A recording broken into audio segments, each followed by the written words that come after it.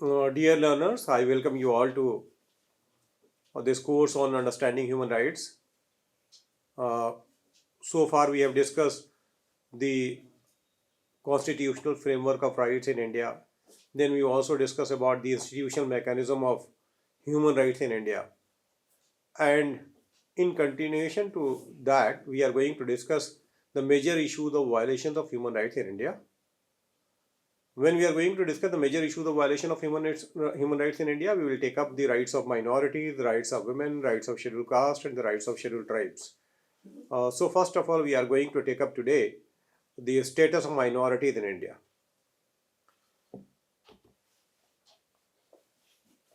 As you all know that India is a civilizational state. Since ancient times, it has been a multicultural country.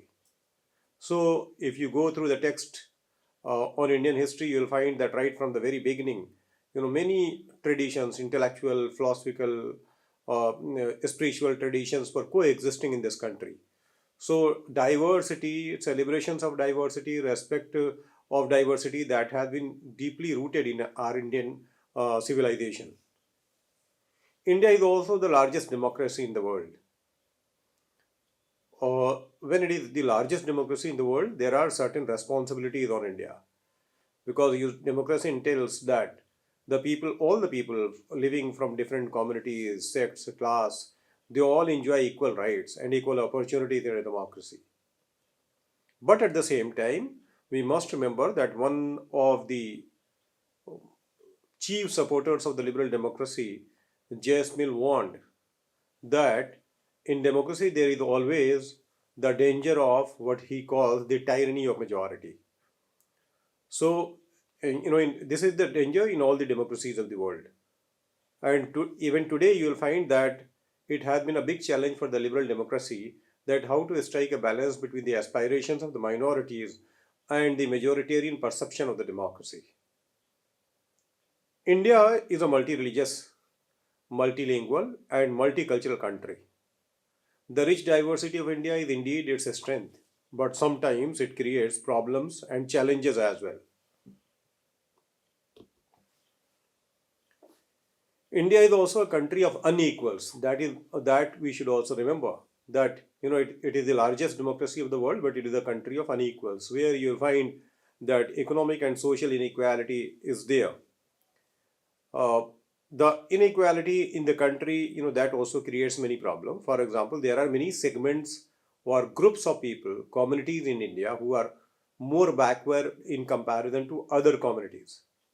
So this is the reason, when the country of unequals is there, then the governance also becomes a challenging task. So to promote common good, to bring people on the equal path, to create equal opportunities for all the people, becomes a challenging task for the state. In the coming lectures, we are going to discuss the major issues of violations of human rights in India. So first of all, we are going to discuss the rights of minorities, the status of minorities in India. The Charter of the United Nations solemnly determined to reaffirm faith in fundamental human rights and proclaimed to achieve international cooperation in promoting and encouraging respect for human rights and for fundamental freedom for all, without distinction as to race, sex, language, or religion. Although the Charter of the United Nations does not contain specific provisions relating to protection of minorities, it certainly makes solemn proclamation for the universal protection of human rights and fundamental freedoms based on equality and principles of non-discrimination. So, it is not mentioned in the UN Charter, but you'll find that non-discrimination principle and the principle of equality, that is inherent in the United Nations Charter and all the treaties of human rights that have been adopted by the United Nations. The United Nations has adopted more than 100 treaties, conventions, covenants, declarations on human rights so far, and almost all these documents make equality and non-discrimination the guiding principle. So you'll find that This is there in all the treaties of human rights of the United Nations. Like the Charter, the United Nations did not make any reference to minorities in the Universal Declaration of Human Rights either. So that was the Universal Declaration of Human Rights, which was adopted by the United Nations on 10 December 1948. But you'll find in the Universal Declaration of Human Rights as well, you will not find mention of minorities. However, international protection of minorities has been its concern right from the very beginning. So you see that Holocaust was already there in Germany. The 60 lakh Jews were already, executed, or they were killed in Germany. So that is why the rights of minorities are already in discussion. So that is why it has been one of the major aims of the United Nations to protect or provide international protection to minorities. For almost 2 decades since its establishment, the United Nations seems to rely heavily on the general principle of equality and non-discrimination for the purpose. So, for the protection of minorities or for the promotion of the rights of minorities, it seems that United Nations for 2 decades, from 1945 to 1965, you will find it was relying upon the principle of equality and non-discrimination that is inherent in the UN Charter and all its other treaties. However, it should also be recalled that before adopting the Universal Declaration of Human Rights on 10 December 1948, the UN General Assembly unanimously adopted the Convention on the Prevention of Punishment of the Crime of Genocide on 9 December 1948. So one day before the Universal Declaration of Human Rights, you see.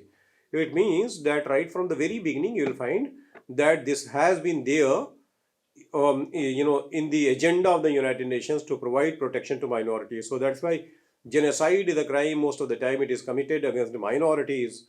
So this is the reason that you will find it was adopted by the United Nations, before the adoption of the UN, this Universal Declaration of Human Rights. This Convention on the Prevention and Punishment of the Crime of Genocide has a direct bearing on the universal protection of minorities.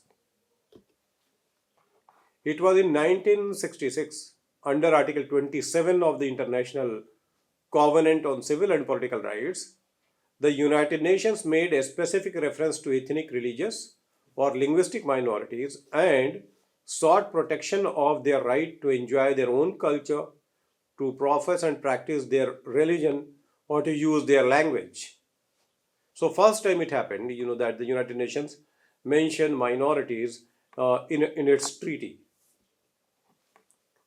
Article 27 of the ICCPR, this provision that we have to see, what it reads.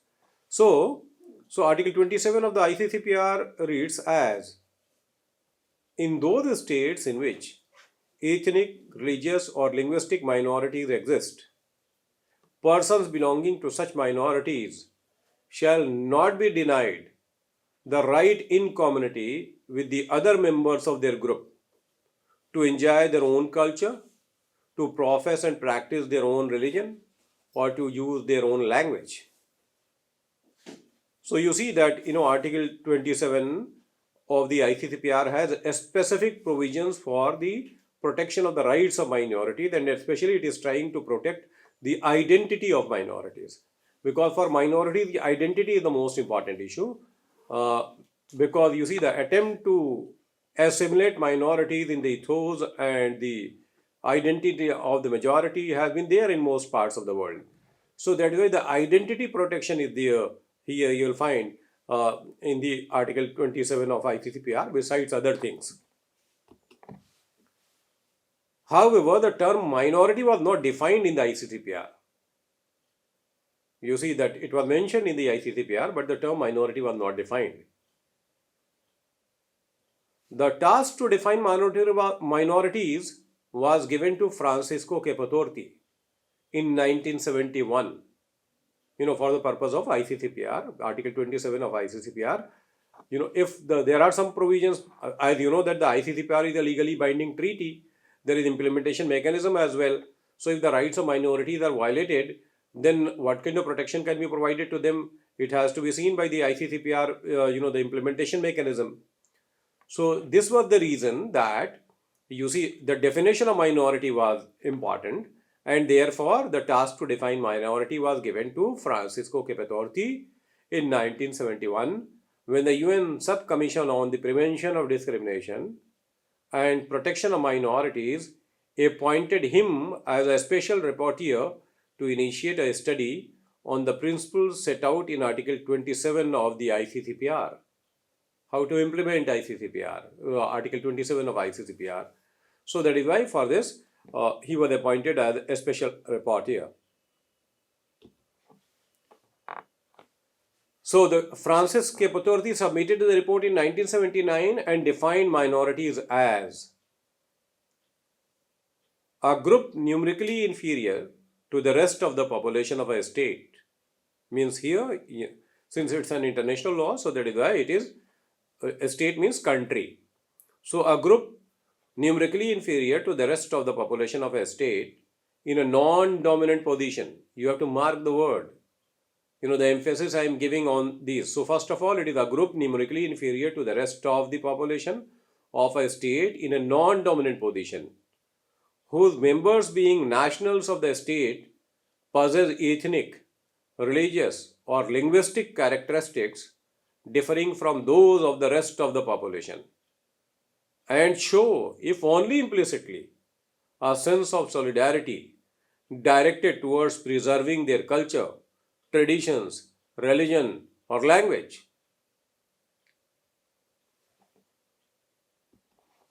From the above definition of minorities, we can identify four important components for the determination of minorities. Number one, numerical inferiority. Means a minority must be numerically inferior group from the rest of the majority. Number two, it must be in a non-dominant position.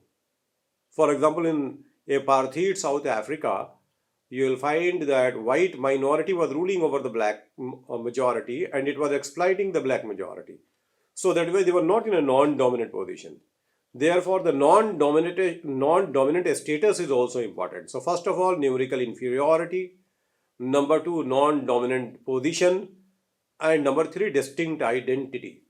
That the minorities must be distinct from the majority of the population, either from the point of language, religion, culture, whatsoever.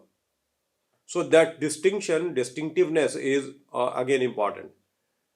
And lastly, not only that distinction should be there, but the minorities, even if implicitly, they show a will to preserve that distinction. It means they are not ready to assimilate. They don't want to assimilate into the majority. So that is what the definition is trying to make us understand, that what is minority. So that these four elements we can take into account while determining the minority. So since 1979, you will find this definition of minorities is one of the most accepted definitions of minorities in the world. Then you will find the United Nations adopted the Declaration on the Rights of Persons belonging to ethnic or belonging to national or ethnic, religious and linguistic minorities on 18 December 1992. And so we find, the international protection of minorities, you see, right from the time of the inception of the United Nations, how it has evolved. So first of all, you will find it was there in Article 27. There was already a convention against genocide. There are some other convention also, or the treaties of human rights, who have the treaties of human rights that have bearing on the rights of minorities as well. So you see that this is a specific declaration that was adopted by the United Nations in 1992, and since 1992, 18 December, you will find on 18 December, International Minority Rights Day is celebrated all over the world. International Minority Rights Day, that is 18 December. So the United Nations adopted the Declaration on the Rights of Persons belonging to national or ethnic, religious and linguistic minorities on 18 December 1992, and this declaration has a preamble and 9 articles. very quickly we are going to read out the preamble first of all, so that you can understand what kind of references have been made while justifying the special rights of minorities. The General Assembly, reaffirming that one of the basic aims of the United Nations as proclaimed in the Charter is to promote and encourage respect for human rights and for fundamental freedoms for all without distinction as to race, sex, language or religion. Reaffirming faith in fundamental human rights, in the dignity and worth of human person, in the equal rights of men and women and of nations large and small, desiring to promote the realization of the principles contained in the Charter, the Universal Declaration of Human Rights, the Convention on the Prevention and Punishment of the Crime of Genocide, the International Convention on the Elimination of all forms of racial discrimination, the International Covenant on Civil and Political Rights, the International Covenant on Economic, Social and Cultural Rights. You see, all these treaties and the declarations are relevant from the point of view of rights of minorities. So you see that it is not only ICCPR and other things, but you find there are many other conventions. For example, the International Convention on the Elimination of all forms of racial discrimination. That also is there. So it is being cited by the United Nations. The Declaration on the Elimination of all forms of intolerance and of discrimination based on religion or belief, and the Convention on the Rights of the Child, as well as other relevant international instruments that have been adopted at the universal or regional level, and those concluded between individual states, members of the United Nations, inspired by the provisions of Article 27 of the International Covenant on Civil and Political Rights, that is ICCPR, concerning the rights of persons belonging to ethnic, religious and linguistic minorities, considering that the promotion and protection of the rights of persons belonging to national or ethnic, religious and linguistic minorities contribute to the political and social stability of states in which they live,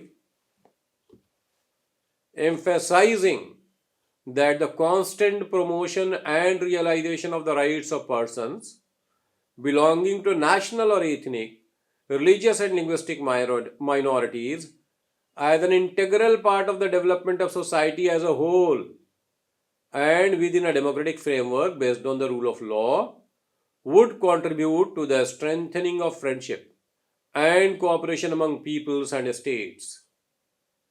Considering that the United Nations has an important role to play regarding the protection of minorities, bearing in mind the work done so far within the United Nations system, in particularly by the Commission on Human Rights, the Subcommission on Prevention of Discrimination and Protection of Minorities, and the bodies established pursuant to the International Covenants on Human Rights and other relevant international human rights instruments, in promoting and protecting the rights of persons belonging to national or ethnic, religious and linguistic minorities.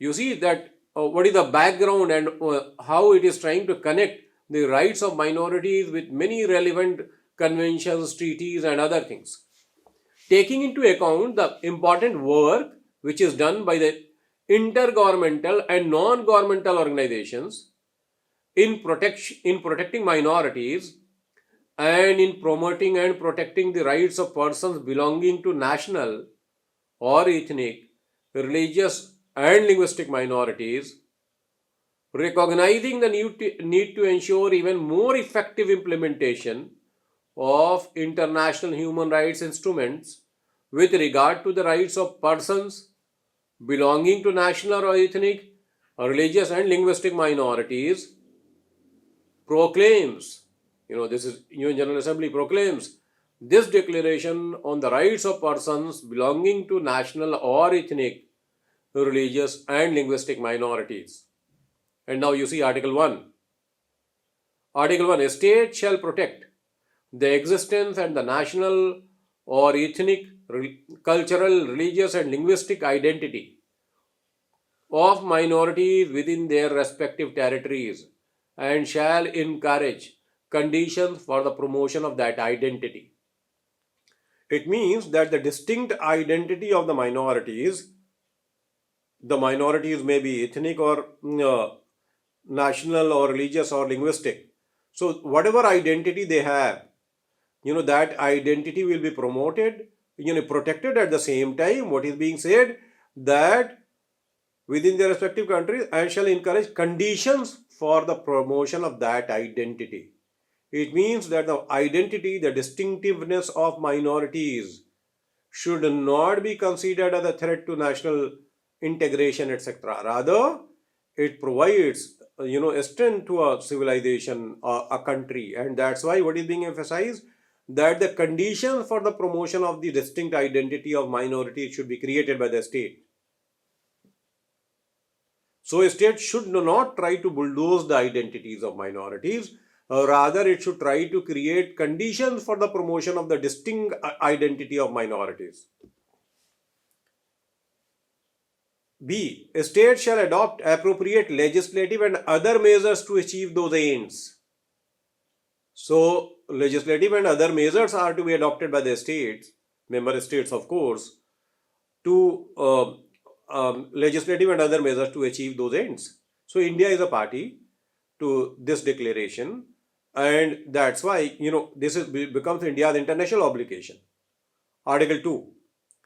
Persons belonging to national or ethnic, religious and linguistic minorities have the right to enjoy their own culture, to profess and practice their own religion, and to use their own language in private and in public, freely and without interference or any form of discrimination. You see, so what is being protected now?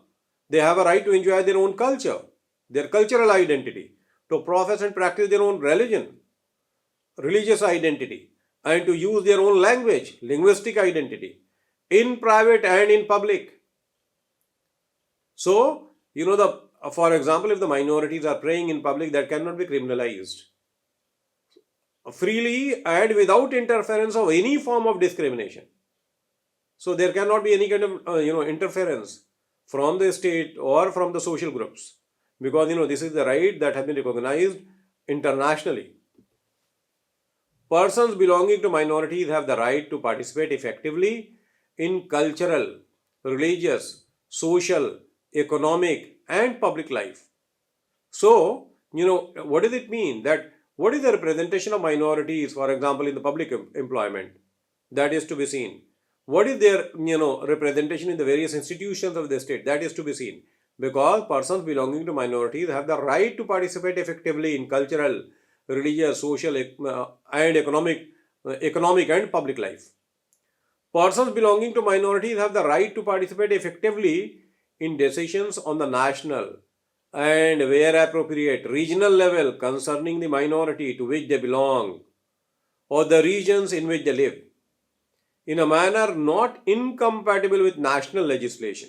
This is also there, that the national legislation, it should not be in conflict or incompatible with the national legislation, but what is being emphasized, that they have the right to participate effectively in decisions on the national and, where appropriate, regional level concerning the minority. So that's why you see that whenever there is going to be any kind of decision by the state, it has to take into consideration what is the opinion, view or the mandate of the minority. It means consultation with the minority group or the groups is necessary, according to this particular article. Persons belonging to minorities have the right to establish and maintain their own associations. So, what kind of organization, cultural or religious or other kind of organization, if they want to maintain, that is their right. Persons belonging to minorities have the right to establish and maintain without any discrimination free and peaceful contacts with other members of their group and with persons belonging to other minorities, as well as contacts across frontiers with citizens of other states to whom they are related by national or ethnic, religious or linguistic ties. So, minorities living in one country have every right to maintain relations with the people from the same community, same group, living outside the country of their origin, or those, so that is also, it means that their relation will transcend national boundaries. And if they are maintaining relations with other members of their own community living in other country, that cannot be considered and should not be considered as anti-national act, so long as they are not harming their own country. That is the condition that must be kept in mind. Article 3. Persons belonging to minorities may exercise their rights, including those set forth in the present declaration, individually as well as in community with other members of their group without any discrimination. No disadvantage shall result for any person belonging to a minority as the consequence of the exercise or non-exercise of the rights set forth in the present declaration. Article 4. A state shall take measures where required to ensure that persons belonging to minorities may exercise fully and effectively all their human rights and fundamental freedoms without any discrimination and in full equality before the law. That is also the responsibility of the member states. Why we are mentioning these provisions? Because in the light of this you can judge the status of minorities in India in the light of the international obligations of India. What is the status of minorities in the country?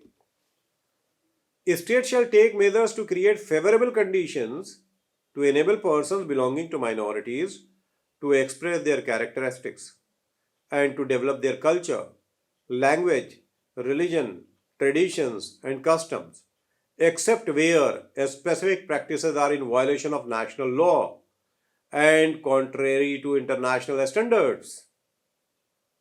So that is also important to keep in mind to enable. So what is there?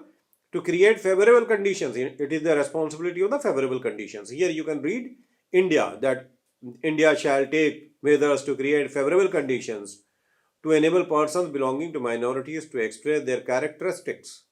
And how the minorities can express their characteristics? Through their cultural norms, traditions, their prayers, etc. So their characteristics, and to develop their culture, language, religion, traditions, and customs, except where specific practices are in violation of national law and contrary to international standards. A state should take appropriate measures so that, wherever possible, persons belonging to minorities may have adequate opportunities to learn their mother tongue or to have instruction in their mother tongue. A state should, where appropriate, take measures in the field of education in order to encourage knowledge of the history, traditions, language, and culture of the minorities existing within their territory. Persons belonging to minorities should have adequate opportunities to gain knowledge of the society as a whole. A state should consider appropriate measures so that persons belonging to minorities may participate fully in the economic progress and development in their country. So, the minorities must reap up the fruit of development and progress of the country. If that is not done, it means if minorities are marginalized, it means that the standard that is being set by this particular declaration is not being fulfilled. Article 5. National policies and programs shall be planned and implemented with due regard for the legitimate interest of persons belonging to minorities. Program of cooperation and assistance among states should be planned and implemented with due regard for the legitimate interest of persons belonging to minorities. Means policies should be inclusive, not only inclusive, if the minorities are marginalized, special measures must be there to include them in the policies. A state should, Article 6, a state should cooperate on questions relating to persons belonging to minorities, inter alia, exchanging information and experiences in order to promote mutual understanding and confidence. Article 7, a state should cooperate in order to promote respect for the rights set forth in the present declaration. So you see that these are then Article 8 and Article 9, they are also dealing with other aspects. And the specialized agencies and the other organizations of the United Nations system shall contribute to the full realization of the rights and principles set forth in the present declaration within their respective fields of competence. That is also being emphasized, that UN agencies and the organs, they will also do the, they will take care of the rights of minorities. Now, in the light of this, uh, we saw that right from the what kind of international protection of minorities is there, and we started from the UN Charter, then we came to the Universal Declaration of Human Rights, then we discussed some other the Convention Against Genocide, for example, then many other conventions, and then we came to Article 27 of the ICCPR, which is specifically discussing the rights of minorities, and from there we moved forward to discuss this UN Declaration on the Rights of Minorities that was adopted by the UN General Assembly in 1992. And then we highlighted what are the issues. Basically, why we started with these international protection of minorities, because that becomes a yardstick to judge the performance of the state, the performance of the state, that how these states are trying to promote the rights of minorities and what kind of protection is enjoyed by the minorities. So in the next lecture, we are going to deal, in the light of these international mechanism of protection of minorities, what kind of rights are available to minorities in India, and how Indian state has tried to protect and promote the rights of minorities. Thank you very much.